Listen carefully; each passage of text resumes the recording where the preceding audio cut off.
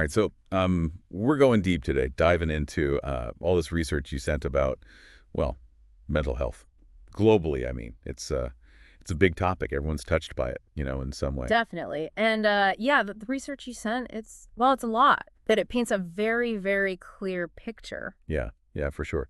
One thing that really kind of hit me just reading through it all, nearly 1 billion people worldwide dealing with some kind of mental health disorder. It's a staggering number. Seriously, think about it. That's like the entire population of Europe. Wow. It's about 13.9% of everyone on the planet, yeah. I mean, just trying to wrap my head around that. And here's the thing, it's not just the scale, it's been increasing, like, a lot. Between 1990 and 2013, there was a 50% rise in how common these disorders are. 50%. Wow.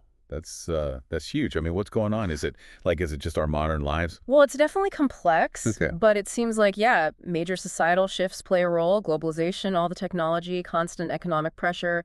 So it's not just, individual stuff. Mm. It's like the whole world is kind of Changing, yeah. And maybe not in ways that are always good for our minds. right, right. And when we look at the specific types of disorders, I mean, those numbers are just Massive. over 300 million people with depression Hmm. and 284 million dealing with anxiety. There's this term in the research, DLAOUIs, disability adjusted life years. Oh, right. Yes. It's a way to measure the impact of disease, but like the total impact. It combines how many years of life were lost, people dying too soon, but also the years lived with a disability from that condition. So it's not just like, oh, this many people died. It's about the quality of life, too, how much healthy time is lost. And for mental health disorders globally, it's 400 million dailies every year. 400 million. Wow. That's 16% of the total global disease burden. So it's a significant chunk. Right. So, okay, we've got this huge number of people affected. We've got all these years lost. What about treatment?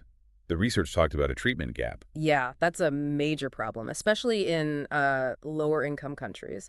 Over 75% of people with depression get no treatment at all. 75%. Why is it so bad? A lot of reasons. In some places, there just aren't enough mental health professionals, period. Right. Then there's money.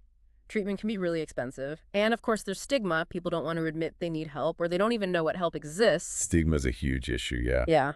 So for the people who can get help, what are their options? Like, what kind of treatments are out there? It really varies. Therapy, medication, even lifestyle changes can make a difference. But one therapy that's shown a lot of promise is cognitive behavioral therapy, CBT.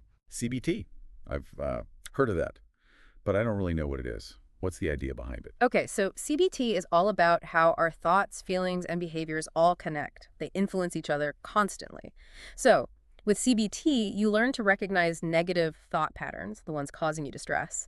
And then the goal is to change them. So, like, if you always imagine the worst case scenario. Exactly. That's called catastrophizing. And CBT can help you see that, challenge those thoughts, and develop a more, realistic view. So it's not just think positive. It's more like think accurately.